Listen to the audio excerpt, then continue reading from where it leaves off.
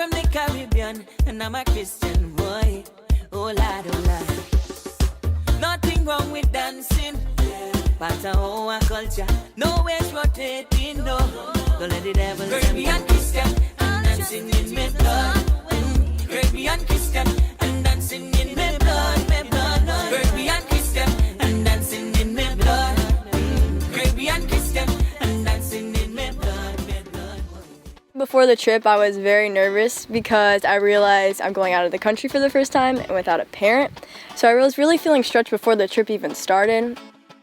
So 3 days before the trip, I found out I was had an opportunity to go, and I was like, yes, right away. But it also put a little bit of pressure on me because I felt like I needed to have this amazing trip. Back home, I've gotten so used to working in church and with C3 Sports, the younger kids, that it was kind of uncomfortable for me to have to work with some older kids.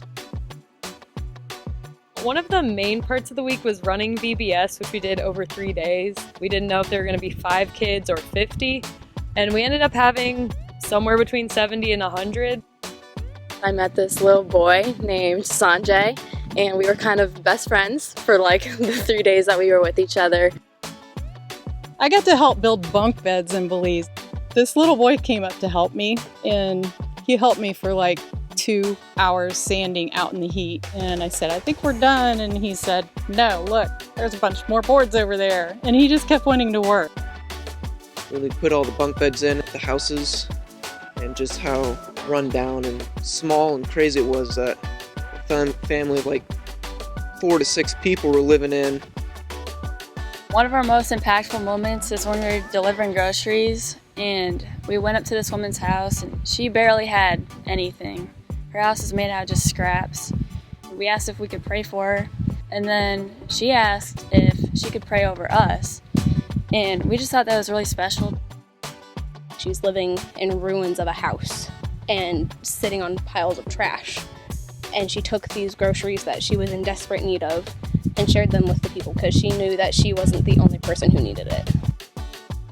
The one mother, she was stirring her last bit of milk for her kids and did not know what she was going to feed them the rest of the day. And we walked with these groceries, and it was totally God. What was really cute to me is every time I'd pull out a camera, the kids would always be like, let me take a picture, let me take a picture. I kind of was able to show them something that I'm interested in, and they just had so much fun. I realized that God moves the most when you're most uncomfortable. I really felt God challenging my pride this trip. I think God really pushed me to kind of connect with them through basketball and even just walking. Some of them kind of opened up about their home life. And it was just really cool to be a part of his life and for him to be a part of mine. And it was just really awesome to see how much joy that he had, and not just him, but all of the other children. And you could see they come from close to nothing. Their house is just stuff that's put together. But you see them at church and it's a whole different person, not in the way they act, but just the joy that they had. You never know that they were struggling. Everyone seemed so content with their life, with having so little. And here we are with all this stuff, and we're still complaining. There's this void in their lives that God fills, but here we fill that void with materialistic things, but these kids don't have those things. People had no shame in the way they worshiped, and I love that despite the crowd and despite all of us, just 2 ladies dancing the aisle without, shame, praising Jesus, was just a really memorable moment for me. And I just remember too, just her coming over and getting down with me. Although we thought we were going to Belize to serve the people of Belize, it ended up that we had a lot of people that were serving us in Belize. You go on a mission trip with the goal of, I'm going to serve the people that I go and encounter, but they end up serving you and teaching you in a lot of ways. We just took a trip to Belize that was entirely planned by students who are in high school or freshmen in college. They planned all of our VBS stuff, they picked all the events that we were doing, and they actually stretched and challenged me a lot on this trip with their attitude and just the way they worked. The biggest complaint that I heard the whole time we were there is, I wish that I could serve more.